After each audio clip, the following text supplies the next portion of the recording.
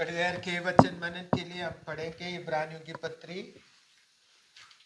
की पत्री तीसरा अध्याय। इब्रानियों की पत्री तीसरा अध्याय उसका 1 से 14 तक पढ़ेंगे। 1 से 14 तक इब्रानियों की पत्री तीसरा अध्याय 1 से 14 तक।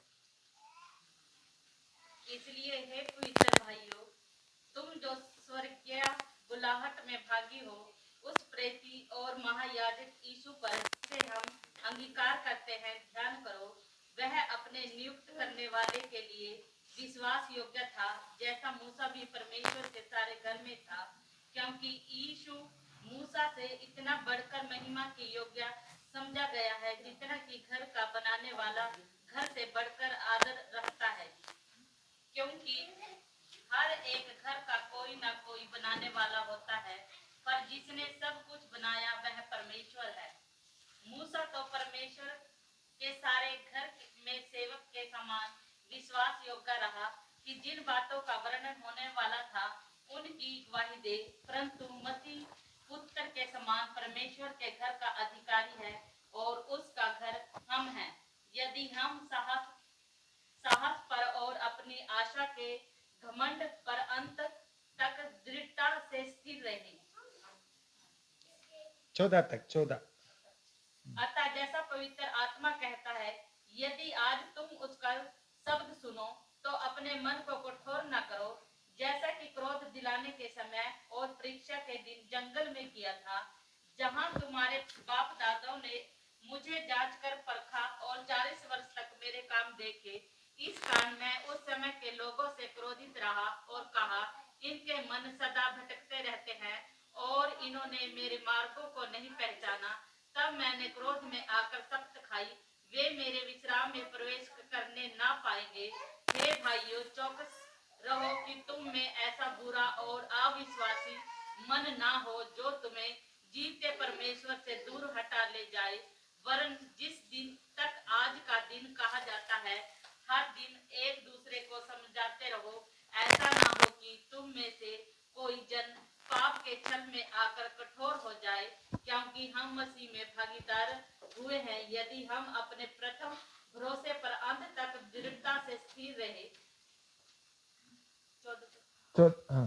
ओके। परमेश्वर के वचन और पढ़े और सुने जाने पर आशीष मिले। स्वर्गीय पिता, पवित्र वचन के लिए धन्यवाद करते हैं। पवित्र आत्मा जी हमसे बोल और बातचीत कर, हर एक वचन को चुराने वाली गंदी आत्मा को यीशु मसीह के नाम से ढांड कर निकम्मा करते हैं। वचन बोलने के लिए मुझे भी शक्ति और सामर्थ्य है। आप जो भी मुंह में देते हैं वही बोलने के लिए प्रभु मुझे मदद कर। धन्यवाद के साथ यीशु मसीह के नाम से मांगते हैं।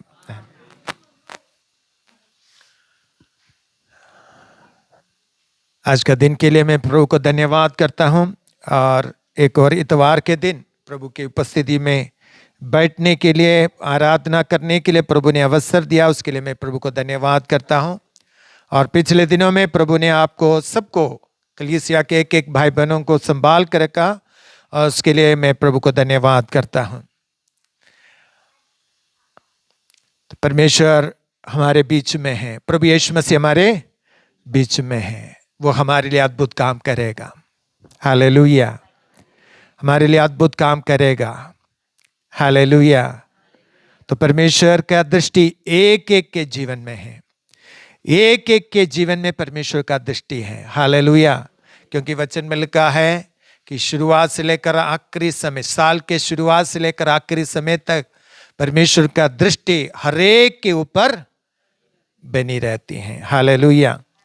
तो परमेश्वर की दृष्टि आपके ऊपर है और परमेश्वर आपको आशीष करेगा। और एक बात में, जब आपके गवाही सुनते समय मेरे मन में एक वचन, एक बात आया कि हम एक मन होकर क्या करना है, प्रार्थना एकता से। क्योंकि यीशु मसीह ने कहा है कि 2 या 3 एक मन होकर प्रार्थना करेगा तो वो तुम्हारे लिए हो जाएंगे। हालेलुया।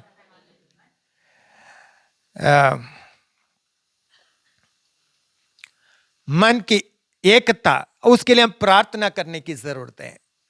प्रभु एक मन होकर प्रार्थना करने के लिए मुझे मदद कर।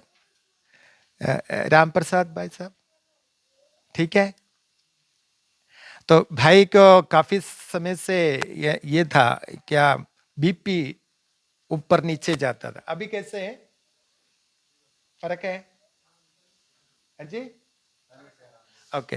तो एक दिन क्या हुआ, इन्होंने प्रार्थना किया, घर गया। ऑनलाइन में हम जो प्रार्थना चल रहे थे 9 से 10 बजे तक, और उस समय राम प्रसाद भाई के लिए एक बहन कमली प्रार्थना कर रही थी। प्रार्थना करते समय मेरे मन में भी एक बोझ आया।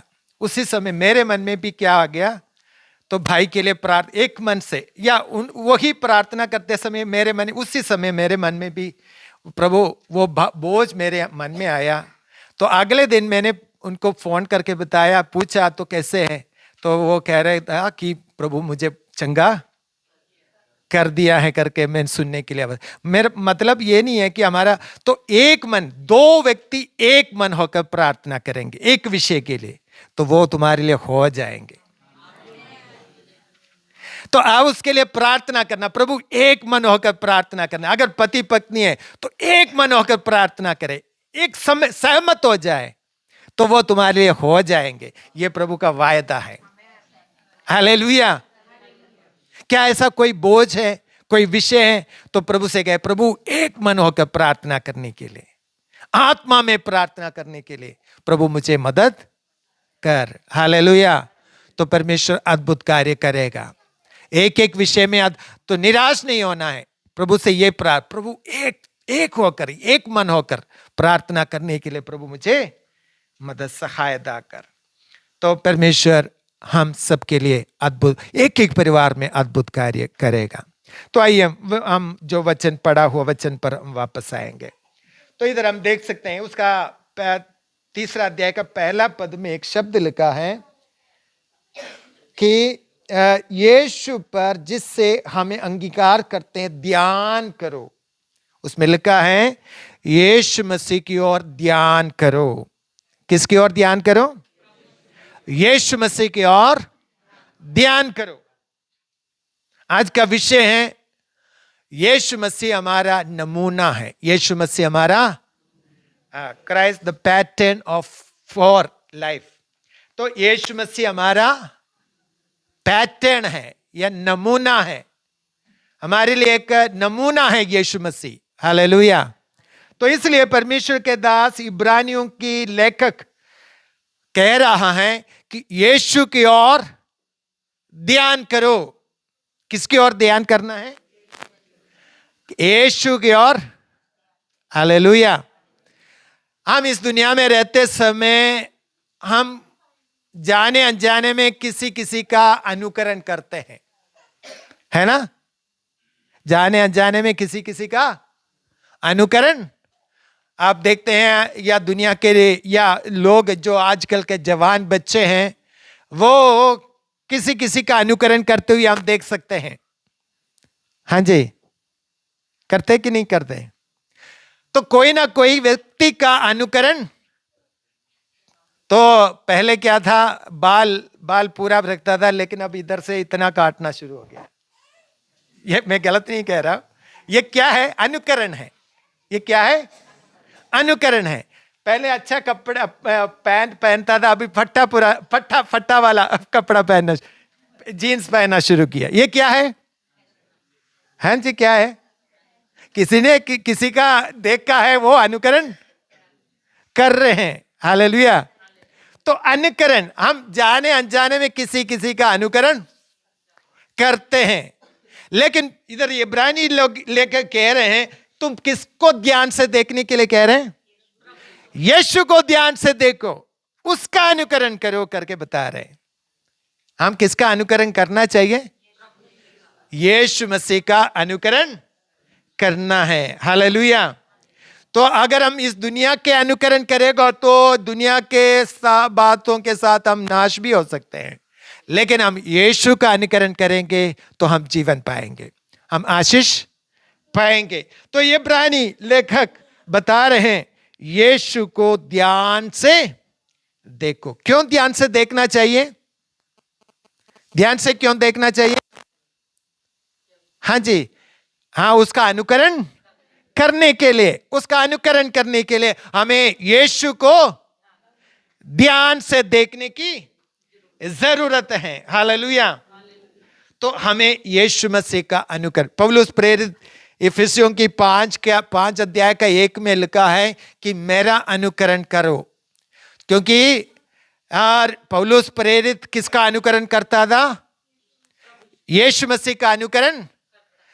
विश्वासी अन्य जातियों के बीच में पौलुस प्रेरित सेवकाई करते समय तो उनको यीशु मसीह उनके सामने नहीं था, वो स्वर्ग में, वो उसकी आत्मा उनके बीच में था, लेकिन उनको अनुकरण करने के लिए यीशु मसीह उनके साथ नहीं था। इसलिए पौलुस ने कहा कि मेरा अनुकरण, जो मैं यीशु का अनुकरण करता हूं, इसलिए मेरा अनुकरण करो करके पौलुस ने कहा है। हालेलुया। आज हम वचन पढ़ते समय, नया नियम पढ़ते समय, सुसमाचार की किताबों को पढ़ते समय यीशु मसीह को हम देख सकते हैं। हालेलुया। यीशु मसीह को देख सकते हैं। जब हम परमेश्वर के वचन को पढ़ते हैं, हम यीशु मसीह के स्वभाव को, यीशु मसीह के जीवन को हम ध्यान से देख सकते हैं। हालेलुया। तो हमें ध्यान से देखकर, सुसमाचार में हमें ध्यान से देखना है और उसको पढ़ना है और उसको मनन करना है। यीशु की ओर ध्यान करने की जरूरत है। हम उसके अनुकरण करना है। हालेलुया। तो हम किसका अनुकरण करते हैं? हम किसका अनुकरण करना चाहिए? हमें यीशु मसीह का अनुकरण करना चाहिए। हालेलुया।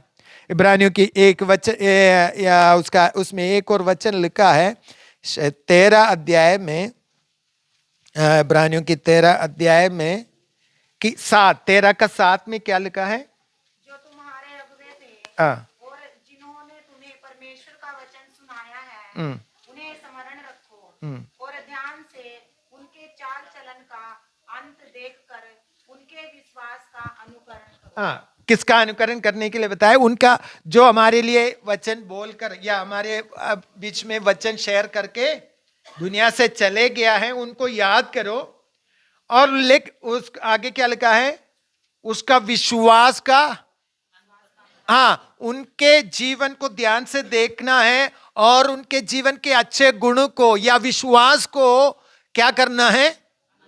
अनुकरण करना है करके इधर इब्रानियों की पत्री में यह लिखा है कि उनके जीवन में जो अच्छे गुण हैं उनका अनुकरण करने के लिए परमेश्वर के दास बता रहे हैं। हालेलुया।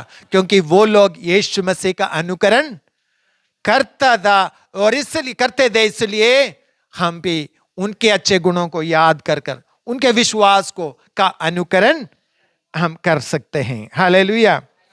इधर पौलुस प्रेरित कहते हैं 3 अध्याय में जब हम आते हैं कि उसका 2 पद पढ़ना। नियुक्त करने वाले के लिए विश्वास योग्य था, जैसा मूसा भी परमेश्वर के सारे घर में था, क्योंकि यीशु मूसा ने एक बार और पढ़ना, ये दूसरा आयत है। वह अपने नियुक्त करने वाले के लिए विश्वास योग्य था। मूसा के बारे में कह रहे हैं कि वो अपने परमेश्वर के, जहां उनको नियुक्त किया वहां कैसा था? विश्वास योग्य था। और आगे अब पढ़ना। जैसे मूसा ने परमेश्वर के सारे घर में था, क्योंकि यीशु मूसा से इतना बढ़कर तो पहले क्या किसके बारे में बता रहा था? यीशु के बारे में बता रहा था। यीशु मसीह कैसा था? विश्वास योग्य था। और मूसा भी परमेश्वर के भवन में या परमेश्वर ने जिस जगह में रखा वहां विश्वास योग्य रहा करके लिखा है। तो ये जो पत्री है इब्री विश्वासियों के लिए, यानी कि यहूदियों के बीच में जो विश्वासी लोग हैं उनके लिए लिखा हुआ पत्री है इब्रानियों की पत्री। तो यहूदी लोग मूसा को बड़ा मानता था। किसको बड़ा मानता था? मूसा को। क्योंकि परमेश्वर ने उनको परमेश्वर के आमने सामने मूसा ने बातें किया है। तो इस कारण मूसा को बड़ा व्यक्ति मानता था। लेकिन अब परमेश्वर के दास कह रहे हैं, ये परमेश्वर के दास मूसा विश्वासियों के था, और वैसे ही यीशु भी इस धरती पर आकर तो विश्वासियों के साथ जीवन बिताया है। लेकिन आगे लिखा है कि लेकिन यीशु मसीह मूसा से भी बढ़कर हैं करके बता रहे हैं।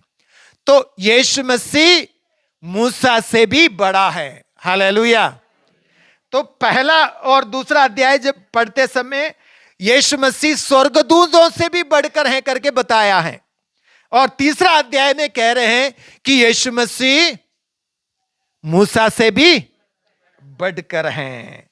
क्योंकि तो इधर इसलिए पौलुस या परमेश्वर के दास कह रहे, यीशु मसीह की ओर ध्यान करो, यीशु मसीह की ओर ध्यान करो। जो जैसे वो विश्वास योग्य जीवन बिताया, वैसे ही हम भी विश्वास योग्य जीवन बिताए। हालेलुया। यही प्रभु का या दास विश्वासियों को बताना चाहता था कि यीशु मसीह विश्वास योग्य जीवन बिताया, वैसे ही विश्वासी मैं और आप क्या करें, विश्वास योग्य जीवन बिताना है। हालेलुया। तो ये परमेश्वर के दास यहूदी विश्वासियों को आज जो कलीसिया को बताना चाहते हैं, तो हम विश्वास योग्य जीवन बिताएं।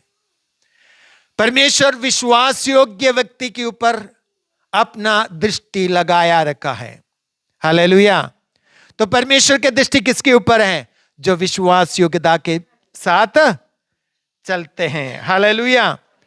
तो मत्ती रचित सुसमाचार जब 25 अध्याय पढ़ते समय उधर एक वचन लिखा है कि अच्छे और विश्वास योग्य दास, तो थोड़े में विश्वास योग्य रहा, मैं तुझे बहुत बातों का अधिकारी बनाऊंगा। हालेलुया।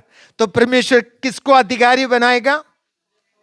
जो विश्वास योग्यता के साथ अपने जीवन को बिता। अगर मिला है तो पढ़िए, और उसका पढ़िए 20 आयत पढ़ना, या उसे ऊपर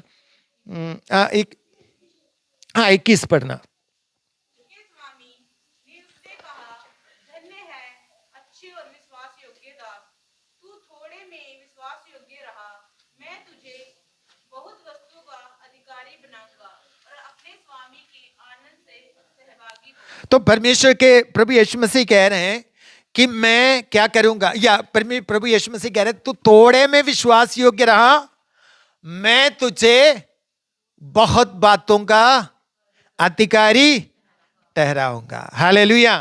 परमेश्वर किसको अधिकारी ठहराते हैं? जो थोड़े में विश्वास योग्य हैं।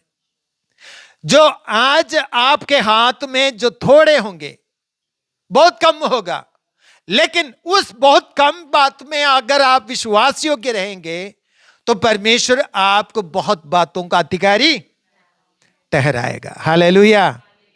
तो हमें यीशु को इसलिए ध्यान से देखना है क्योंकि यीशु विश्वास योग्य था, इसलिए हमें भी क्या करना है? विश्वास योग्य बनना है। क्या आप अपने घर में विश्वास योग्य हैं? क्या पति अपने पति पत्नियों के विश्वास बीच में विश्वास योग्यता है? क्या आपके ऊपर कोई ट्रस्ट कर सकते हैं, विश्वास कर सकते हैं आपके बातों पर?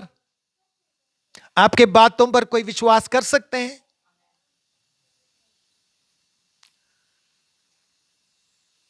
कुछ लोग जो बोलते हैं वो बोलते हैं लेकिन करते नहीं हैं। लेकिन हमें ऐसा नहीं होना चाहिए। हमें हमारे बातों में विश्वास योग्य होना चाहिए। हालेलुया।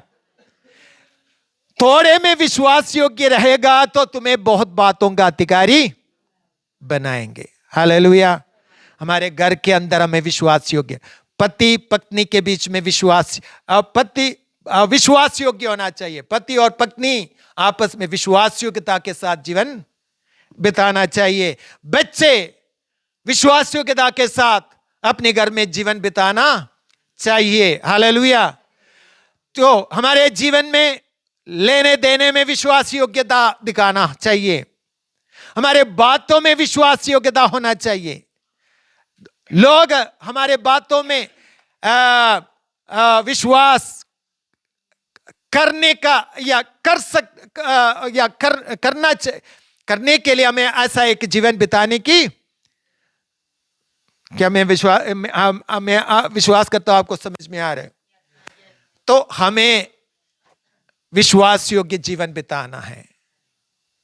जिस समूह में हम रहते हैं वहां भी हम विश्वास योग्य जीवन बिताना है, और जिस कलीसिया में आप जुड़ा है और उस कलीसिया के साथ भी आप विश्वास योग्य जीवन बिताना है। अगर थोड़े में विश्वास योग्य रहेगा तो परमेश्वर का वायदा है, मैं तुझे बहुत बातों का अधिकारी, हालेलुया। अगर आप प्रार्थना करने के लिए विश्वास योग्य हैं तो परमेश्वर आपके जीवन के द्वारा बड़े काम करने देंगे, हालेलुया। तो अगर आप प्रार्थना करने एक दूसरे के लिए, दूसरों के लिए प्रार्थना विश्वास योग्यता के साथ करते हैं तो परमेश्वर आपके लिए अद्भुत कार्य करेगा, हालेलुया। तो हमें हर क्षेत्र में विश्वास योग्य जीवन बिताने की जरूरत है। हम अपने जीवन को जांचने की जरूरत है। क्या हम दूसरे का चीज लेते हैं वापस समय पर देते हैं, या हम इस तरह, हमें बहुत सारी बातें, हमें अपने जीवन को जांच कर देखने की जरूरत है। क्या लोग मेरे ऊपर ट्रस्ट कर सकते हैं? क्या मेरे बातों में ट्रस्ट कर सकते हैं? तो हमें एक विश्वास योग्य जीवन बिताने की जरूरत है, हालेलुया। तो प्रभु यीशु मसीह अपने जीवन में क्या है? प्रभु यीशु मसीह विश्वास योग्य नमूना दिखाया है। तो इसलिए और मैं और आप यीशु मसीह का अनुकरण करते हैं तो हम भी विश्वास योग्यता के साथ जीवन बिताने की जरूरत है। तो पहली बात मैं ये बताना चाहता था कि हम थोड़े में विश्वास योग्य रहेगा तो बहुत बातों का अधिकारी परमेश्वर हमें बनाएगा। और जब 7 आयत से नीचे जब पढ़ते हैं, 11 आयत तक जब हम पढ़ते हैं, और उधर हम देख सकते हैं प्रभु यीशु मसीह इधर लिखा है प्रभु यीशु मसीह पिता के बातों को मानकर इस धरती पर आकर आज्ञाकारिता के साथ जीवन बिताया। जो पिता ने जो बोला है तो वही यीशु मसीह ने इस धरती पर किया है, ऐसा एक जीवन बिताया है। लेकिन इस्राएल लोग तो अपने मन को कठोर करके परमेश्वर की बातों को उल्लंघन किया है करके हम इन वचनों में देखते हैं कि परमेश्वर के वचन इस्राएल लोगों ने सुना है, लेकिन काफी बार परमेश्वर के वचन को क्या किया? उल्लंघन किया, अपने मन को क्या कर दिया? कठोर कर दिया।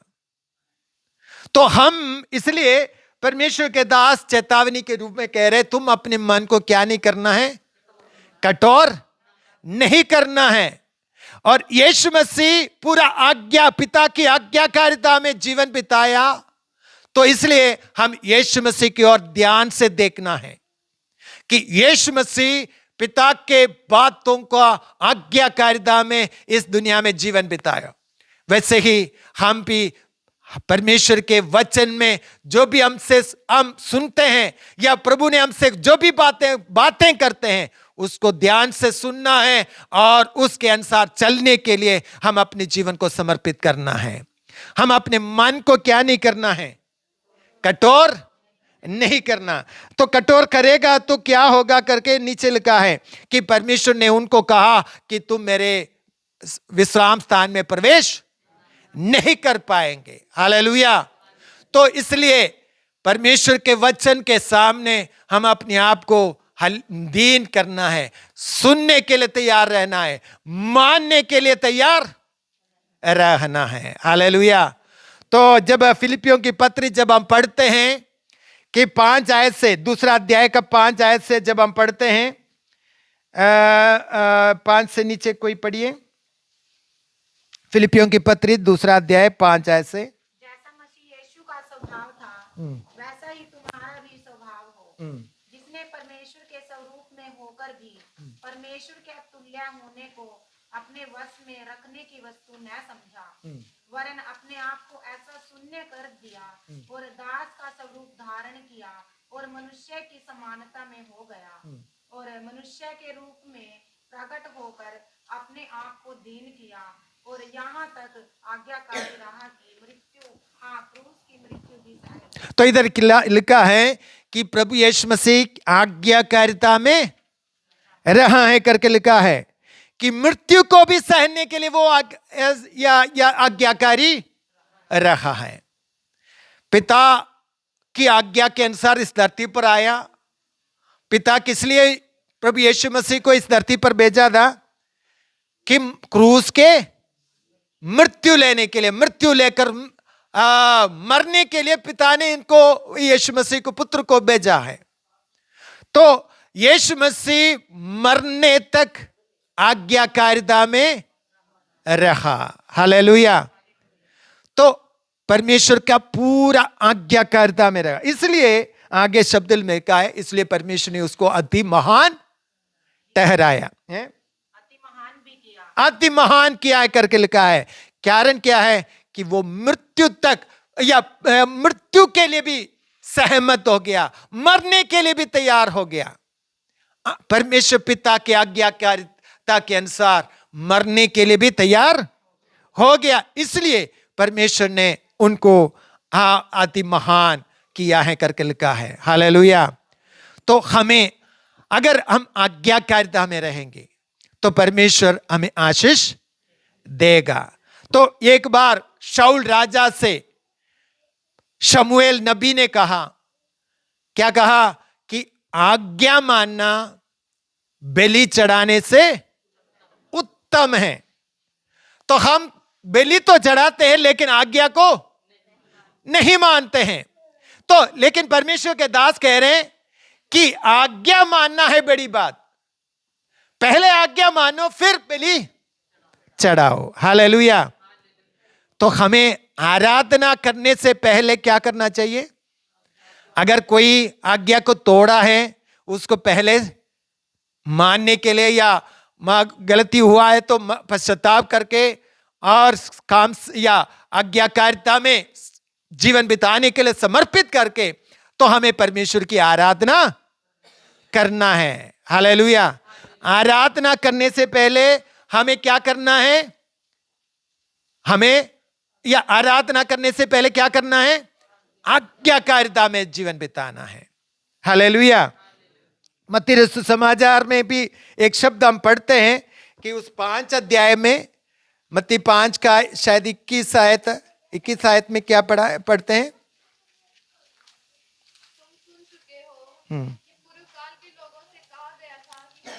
नहीं, 24 पढ़ना, 23-24 हाँ।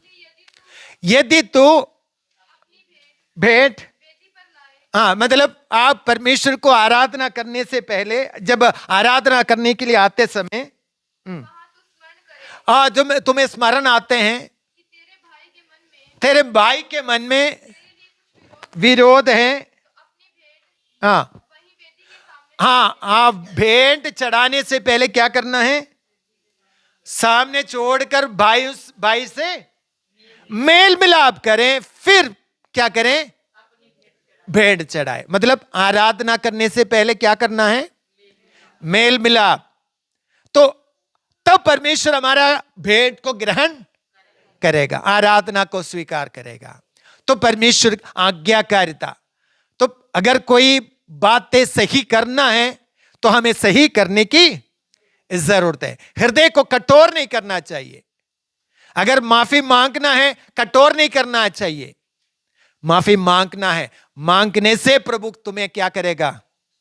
आशीष करेगा। हालेलुया। तो आराधना करने से पहले तो परमेश्वर की आज्ञा को मानने की जरूरत है। हृदय को कठोर नहीं करना है। हृदय कठोर करेगा तो परमेश्वर कह रहे हैं कि वो मेरे विश्राम स्थान में प्रवेश नहीं करेंगे। हालेलुया। कि हम पीछे मोड़कर देखना है। आज का दिन परमेश्वर की उपस्थिति में हम आराधना करने के लिए इकट्ठे हुए हैं, तो हम अपने आप को जांचना है, क्या मैं आज्ञाकारिता में जीवन बिताते हैं कि नहीं? क्या मैं प्रभु के बातों को मानकर चलते हैं या अपनी मर्जी जीवन बिताते हैं? क्या प्रभु ने कुछ बातें मुझसे किया है, क्या उस बातों का मैंने आज्ञाकारिता में रहा है? अगर नहीं है तो हम अपने जीवन में पश्चाताप करके उस आज्ञाकारिता में जीवन बिताने के लिए हमें अपने आप को समर्पित करने की जरूरत है। यीशु मसीह मृत्यु भी सहने के लिए भी मृत्यु सहने तक क्या किया है? आज्ञाकारिता में जीवन बिताया है। तो अगर परमेश्वर की बातों का आज्ञाकारिता में रहेंगे तो निश्चय परमेश्वर आपके जीवन को आशीष करेगा, आपके परिवार को आशीष करेगा, आपके बच्चों को आशीष करेगा। हालेलुया। तो परमेश्वर का वचन का वायदा है कि मैं तुम्हें आशीष दूंगा। हालेलुया। लेकिन आशीष पाने के लिए हमें परमेश्वर के वचन का आज्ञाकारिता में रहना है। शाऊल राजा आज्ञाकारिता में ना रहने के कारण परमेश्वर ने उसको उसकी पदवी से हटा दिया है करके हम देख सकते हैं। तो हमें प्रभु से प्रार्थना करें। पिछले दिनों में जो प्रभु ने हमसे बातचीत किया, जो बातें छोड़ने के लिए कहा, मैं अभी तक छोड़ा नहीं, मैं उस बातों को पूरा नहीं, आज्ञाकारिता में नहीं रहा। प्रभु मुझ पर दया कर, मैं आज्ञाकारिता के साथ मैं जीवन बिताऊंगा। प्रभु आप मुझसे कुछ भी बातें करेगा, मैं उसको मानकर जीवन बिताऊंगा। तो परमेश्वर के आज्ञाकारिता में रहने के लिए अपने आप को समर्पित करना है। हालेलुया। एक आज्ञाकारिता की जीवन प्रभु हमारे जीवन से चाहते हैं। हालेलुया। हम कहां गिर गए हैं? हम इसलिए हमें परमेश्वर की उपस्थिति में आए हैं आराधना करने के लिए। हम कहीं भी अगर हमारे जीवन में कोई गलती, कोई आज्ञाकारिता को उल्लंघन किया है, उन बातों को पश्चाताप करने का भी अवसर है। हालेलुया। तो परमेश्वर हमारे पापों को क्षमा करने के लिए विश्वास योग्य और धर्मी परमेश्वर है। यदि हम अपने पापों को मान लेगा, वो हमारे पापों को क्षमा भी करेगा। हालेलुया। तो परमेश्वर की बातों का मानकर एक एक कदम रखने के लिए परमेश्वर की आत्मा में मदद सहायता करें। और उसके 12 से 14 तक पढ़ना, उसमें 12 से 14 तक हम पढ़ते समय उधर हम देख सकते हैं कि प्रोत्साहन, एक वचन पढ़िए, 12 पढ़ना।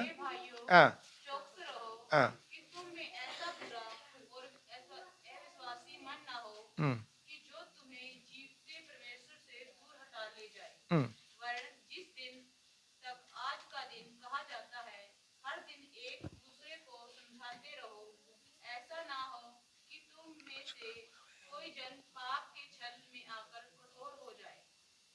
तो इधर हम देख सकते हैं वो प्रोत्साहन दे रहे हैं। वो उनको क्या कर रहे हैं? प्रोत्साहन दे रहे हैं कि भाइयों, तुम्हारे अंदर क्या नहीं होना चाहिए?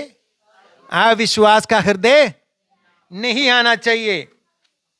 अविश्वास का हृदय। और 14 पद में लिखा है, तुम्हारे जो विश्वास, पढ़िए 14।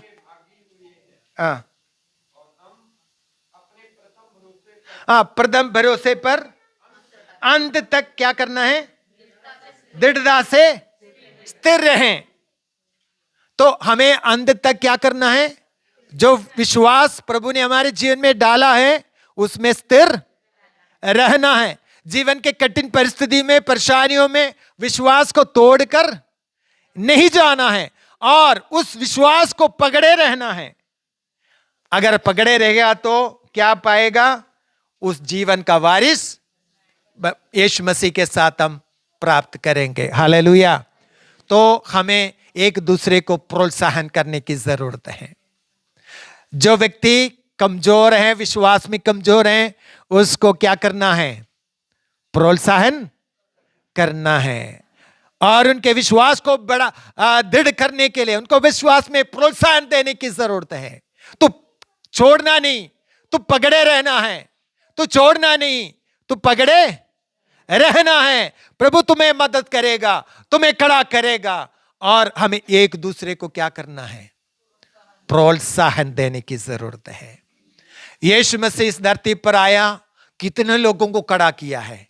अंधे को आंख देकर खड़ा किया है, और लंगड़े को चलाकर उनको खड़ा किया है। हालेलुया। तो यीशु मसीह बहुत सारे लोगों को क्या किया है? उनके निराशा में उनको आशा दिलाया है। और परमेश्वर ने मुझे और आपको भी इसलिए खड़ा किया है कि दूसरों को खड़ा करने के लिए, दूसरों को प्रोत्साहन देने के लिए। हालेलुया। तो हमें दूसरों को प्रोत्साहन देने की जरूरत है। हमारे चारों तरफ हो सकते हैं हमारे विश्वास में, कुछ लोग विश्वास में दृढ़ होते हैं, कुछ लोग इतना विश्वास में दृढ़ नहीं होते हैं। और लेकिन हमें क्या करना है? एक दूसरे को खड़ा करना है, प्रोत्साहन करना है, हाथ बढ़ाना है, और हम इकट्ठे होकर हमें प्रभु के उस जीवन का भागीदार बनना है। हालेलुया। तो यीशु मसीह प्रोत्साहन किया, इसलिए परमेश्वर के दास कह रहे, यीशु मसीह की ओर ध्यान से देखो। और क्योंकि यीशु मसीह ने बहुतों को प्रोत्साहन देकर खड़ा किया है, इसलिए मुझे और आपको क्या करना है? एक दूसरे को प्रोत्साहन करना है। जो निराशा में है, जो दुखी में है, जो परेशानी में है, उनको खड़ा करने का जिम्मेवारी प्रभु ने हमारे हाथ में दिया है। हालेलुया। तो यीशु मसीह को ध्यान से देखो, उसका अनुकरण करो करके प्रभु की आत्मा हमसे बातचीत कर रहे हैं। तो 3 बातें मैंने आपके सामने रखा है। एक तो यीशु मसीह, पहली बात, यीशु मसीह विश्वास योग्य रहा। अपने घराने में कैसे जीवन बिताया? विश्वास योग्य जीवन। तो इसलिए प्रकाशित वाक्य में लिखा है, 2 अध्याय का 10 आयत में लिखा है, जीवन के प्राण देने तक विश्वासी रहे तो जीवन का मुकुट पाएगा। हालेलुया। आप मुझे और आपको जिस जगह में रखा है, वहां हम विश्वास योग्यता के साथ जीवन बिताना है।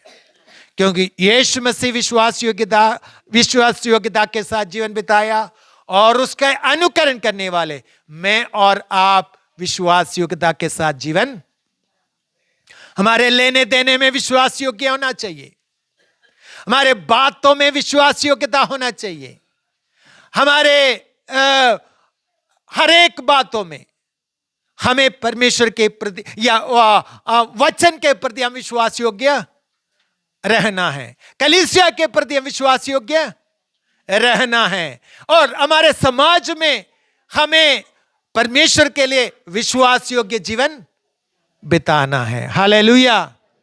तो हमें एक यीशु मसीह विश्वास योग्यता। तो इसलिए परमेश्वर के दास, इब्रानी उनकी पत्री लिखने वाला परमेश्वर के दास कह रहे हैं, यीशु मसीह की ओर ध्यान से देखो। यीशु मसीह विश्वास योग्य जीवन बिताया, इसलिए मुझे और आपको क्या करना है? विश्वास योग्य जीवन बिताना है। हालेलुया। क्या कोई ऐसी जगह है कि हमारे अंदर विश्वास योग्यता में कमी आई है? जांचने की अवसर है। हमारे लेने देने में, हमारे बातों में, हमारे कोई और व्यवहार में क्या हम विश्वास योग्य जीवन बिताया है?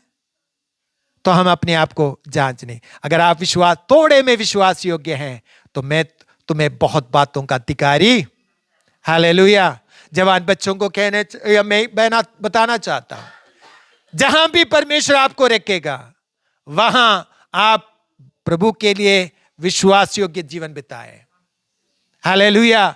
आपको बहुत बातों का अधिकारी ठहराएगा, आपको बहुत बातों का अधिकारी ठहराए। आपके नौकरी पर, जहां भी आप काम करते हैं, वहां आप विश्वास योग्य जीवन बिताएं, विश्वास योग्यता के साथ काम करें। जो परमेश्वर के वचन के खिलाफ जो भी बातें वो ना करें, और परमेश्वर की उपस्थिति में आप विश्वास योग्य जीवन बिताएं, तो निश्चय परमेश्वर आपको बहुत बातों का अधिकारी ठहराएगा। दूसरी बात, हमने मनन किया कि हमें आज्ञाकारिता के साथ जीवन बिताना है। परमेश्वर की बातों को मानने के लिए तैयार होना है।